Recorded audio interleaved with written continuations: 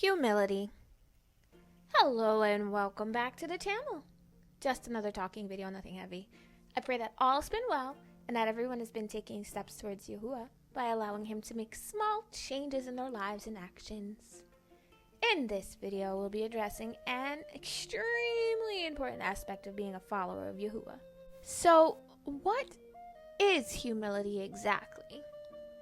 Well, let's have a look. Humility is defined as follows. Freedom from pride or arrogance, the quality or state of being humble. You know how I feel about using a word to define that word. Okay, whatever. Both definitions require a certain dose of self-denial. Otherwise, a person would never be able to restrain themselves enough to be humble. True humility requires a great deal of self-control because a humble person will never exalt themselves or consider themselves more important than the next person.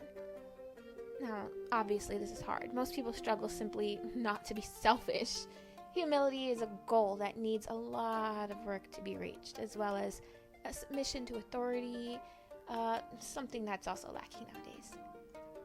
Now, would you call yourself humble? This is a trick question. Let us look at some biblical examples of true humility, shall we? Let's start with Moses.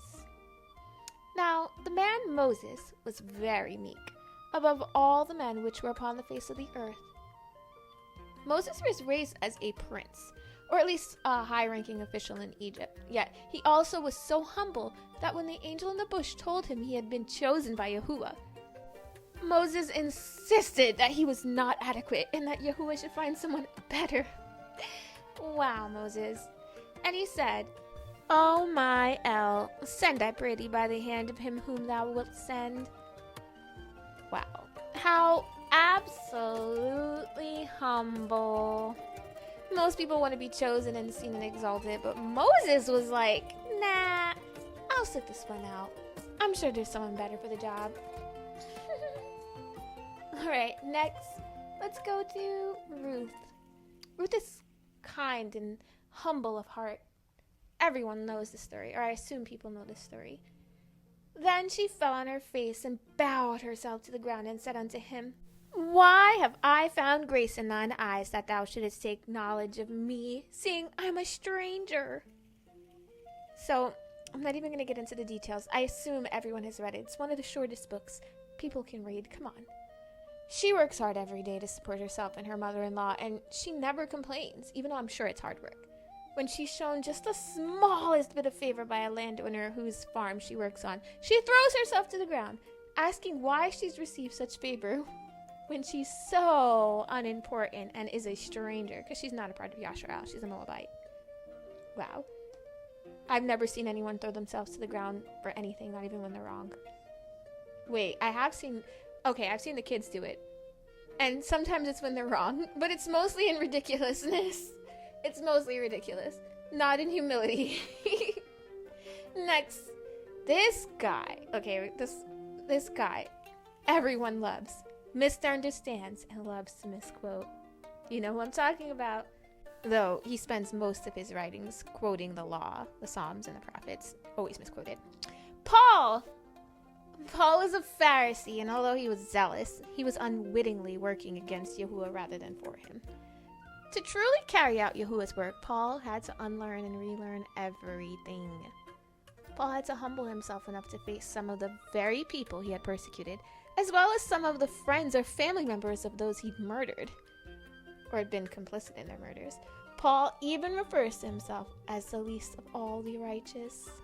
Aww. Unto me, who am less than the least of all set-apart ones, is this grace given, that I should preach among the Gentiles the unsearchable riches of Mashiach. Remember, Paul had committed some grave atrocities before his conversion, so he likely felt unworthy because of his past sins. We know he wasn't, though. Obviously, anyone who is chosen by Yahuah, you're chosen. You can't be unworthy when you're chosen. Anyway. Next, this next woman was truly humble, even enough to take responsibility for the foolishness of others. Abigail.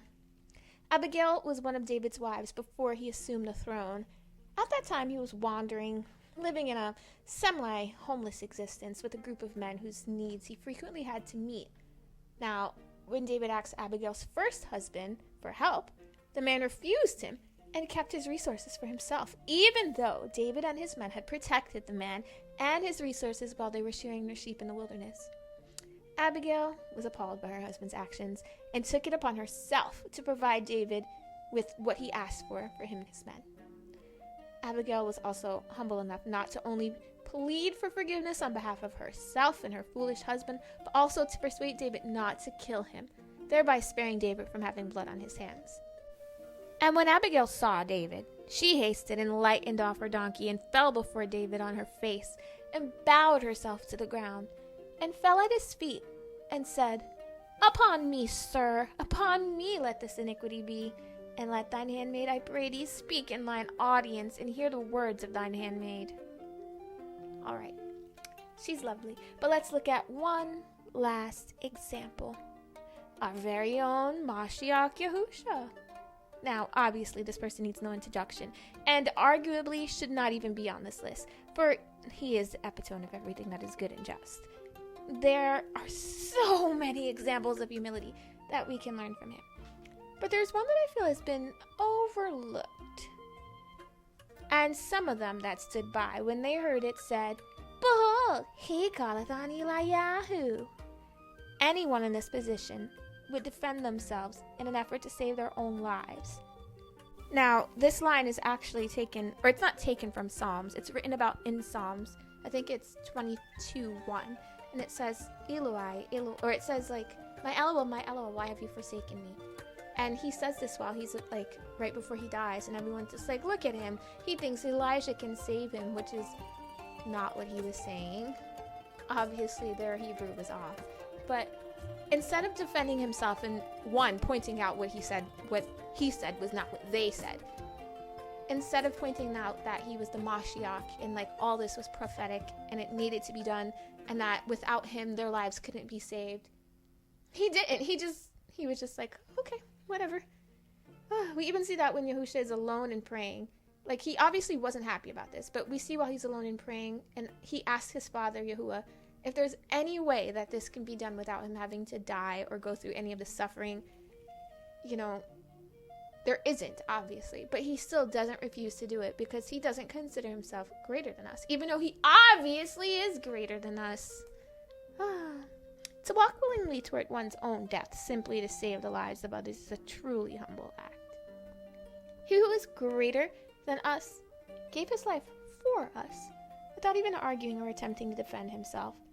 The only people who I know who can do this are like babies. And you know what? They don't even sometimes do it. I'm sorry, but y'all's babies just be arguing so much.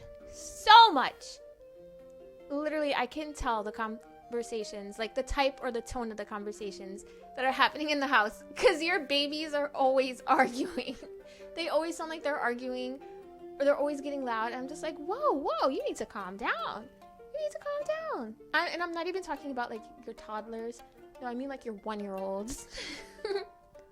Calm yourselves down. Anyway.